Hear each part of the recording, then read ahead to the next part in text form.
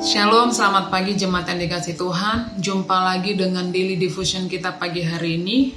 Dan firman Tuhan pagi hari ini terambil dari kitab Kisah Para Rasul pasal 16 ayatnya yang ke-24 sampai 31. Tapi saya tidak akan membacakannya karena cukup panjang.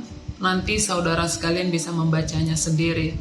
Nah, tema firman Tuhan saya beri tema kuasa pujian penyembahan. Nah, di dalam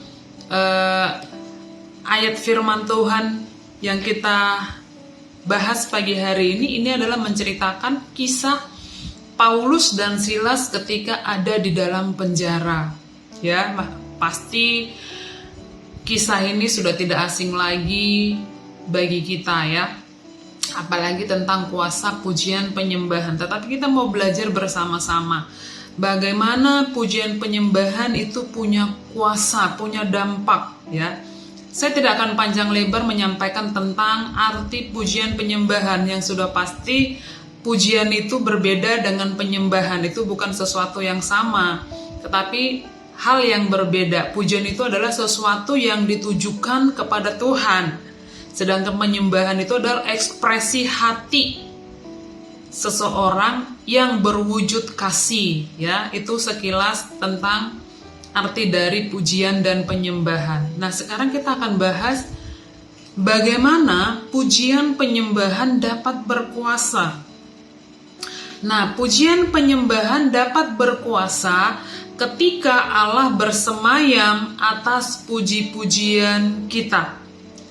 Allah akan bersemayam atas pujian orang yang menyembah di dalam roh dan kebenaran. Dalam Yohanes 4 ayat 23 dikatakan bahwa Allah menghendaki penyembah-penyembah yang menyembah di dalam roh dan kebenaran. Jadi bagaimana pujian penyembahan kita bisa berkuasa itu ketika Allah bersemayam di atas puji-pujian yang kita naikkan kepada Tuhan. Yang kedua, pujian penyembahan adalah senjata untuk peperangan rohani. Dalam 2 Tawarik 20 ayat 1 sampai 30 menceritakan tentang Raja Yosafat yang mengalahkan Bani Amon dan Bani Moab dengan membentuk suatu kelompok yang menyanyikan pujian bagi Tuhan. Ya, banyak hal, banyak kisah yang menceritakan bagaimana sebuah pujian penyembahan itu punya dampak yang besar, punya kuasa yang luar biasa. Seperti halnya dalam bacaan kita pagi hari ini. Dalam ayatnya yang ke-25 tadi kita bacaannya adalah Kisah Para Rasul 16 ayat 25 ya. Di situ diceritakan bahwa ketika Paulus dan Silas menaikkan doa dan puji-pujian ketika mereka ada di dalam penjara, apa yang terjadi saudara? Maka dikatakan terjadilah gempa bumi yang hebat. Ya, terjadi gempa bumi karena adanya pujian penyembahan yang dinaikkan. Nah, di sini kita bisa melihat bahwa besar dampak dari sebuah pujian dan penyembahan.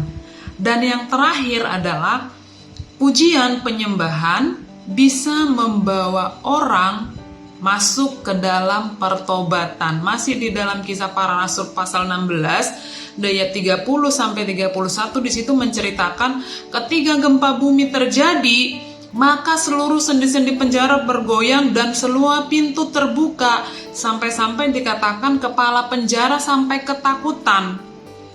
Ya, dan dari akhir ceritanya di dalam ayat ini dikatakan bahwa kepala penjara pada akhirnya bertobat menerima Yesus sebagai Tuhan dan Juru Selamatnya. Kenapa itu bisa terjadi saudara? Itu adalah hasil dari pujian penyembahan yang dinaikkan oleh Paulus dan Silas ketika mereka ada di dalam penjara. Jadi ingat, betapa besar dampak dari sebuah pujian penyembahan. Maka untuk itu, jadikanlah pujian penyembahan menjadi gaya hidup kita sehari-hari. Dimanapun kita berada, mari menyembah Tuhan di dalam roh dan kebenaran. Amin firman Tuhan. Kita berdoa.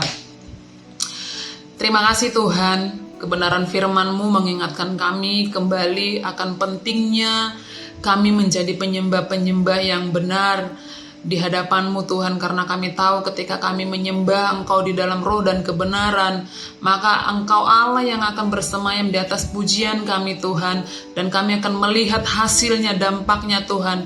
Tidak hanya kami boleh diberkati, tapi orang lain juga diberkati melalui puji-pujian yang kami naikkan di hadapan Tuhan. Terima kasih Tuhan Yesus, biarlah hidup kami adalah penyembahan yang benar di hadapan Tuhan. Di dalam nama Tuhan Yesus Kristus kami berdoa. Amin.